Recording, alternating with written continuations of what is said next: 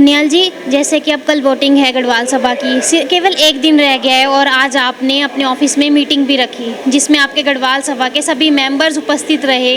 तो आपने जो कल की वोटिंग है, जैसा कि कई दिनों से विपक्ष के साथ आपकी धांधली चल रही है कि वोटिंग में वोटर्स के नाम काट दिए गए हैं, तो जो अभी आपने मीटिंग रखी, जो मेंबर्स हैं उनको पोलिंग बूथ में जिनकी ड्यूटीज़ हैं उनको क्या निर्देश दिए कि किस तरह से आप जो धांधली हो रही है उसको रोका जाएगा? धन्यवाद। मैं आपके चैनल का विशेष धन्यवाद करता हूं पहले तो कि आप हर रोज़ हमारी शुद्ध खबर लेते हैं। मैं आज जो हमारी मीटिंग थी सवेरे से ही अपने पोलिंग एजेंट और पोलिंग अफसर जो हमने लगाए हैं अपने ग्रुप के, उनियाल ग्रुप के, हमारे सीनियर माननीय BS बिष्ट जी और माननीय BB बहुगुणा जी ने जिस तरह कार्यकर्ताओं को और हमारे पोलिंग अफसर पोलिंग एजेंटों को समझाया है कि उनको हर तरफ से नज़र रखनी है कि कहीं पर कोई धांधली नहीं हो, उसको रोकना है। उसको ये खबर ये नहीं है कि हमारा पोलिंग एजेंट सब इकट्ठे हो जाए, वो नहीं होना है क्योंकि उसमें धांधली की आशंका होती है। इसलिए उनको पूर्ण रूप से 2 दिन से ट्रेनिंग दी जा रही है कि कोई भी ऐसा काम होता है तो तुरंत उस पर कठोर से कड़ी कार्रवाई की जाए।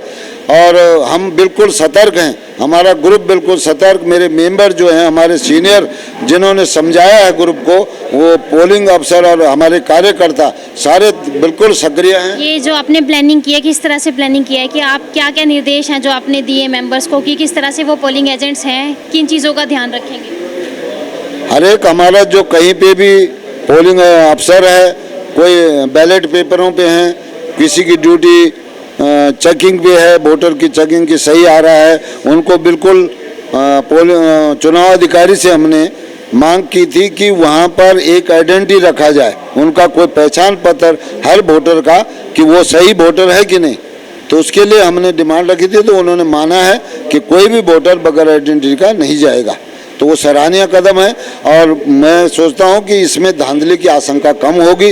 लेकिन फिर भी हमने अपने एजेंटों को, पोलिंग अफसरों को पूरे यहाँ से ट्रेनिंग दे के भेजा हुआ है और कल जो भी वहाँ पर जब पोलिंग शुरू होगी तो वो लोग बिल्कुल सतर्क रहेंगे, उनको पूरा समझाया गया है। धन्यवाद।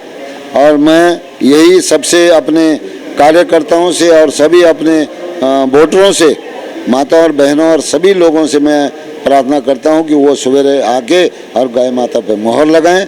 बहुत बहुत धन्यवाद। मेंबर वोटिंग के लिए आएगा तो आप लोग किस तरह से उसको वेरीफाई करेंगे कि हाँ ये एलिजिबल है और ये वोट डाल सकता है?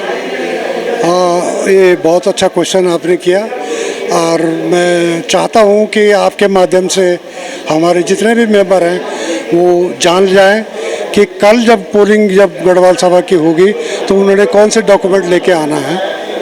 वैसे तो गढ़वाल सभा ने अपना आइडेंटिटी कार्ड इशू कर रखे हैं और परंतु कई लोगों के वो कार्ड पुराने हैं, वो इनवैलिड हो गए हैं क्योंकि हर 3 साल में मेंबरशिप चेंज होती है।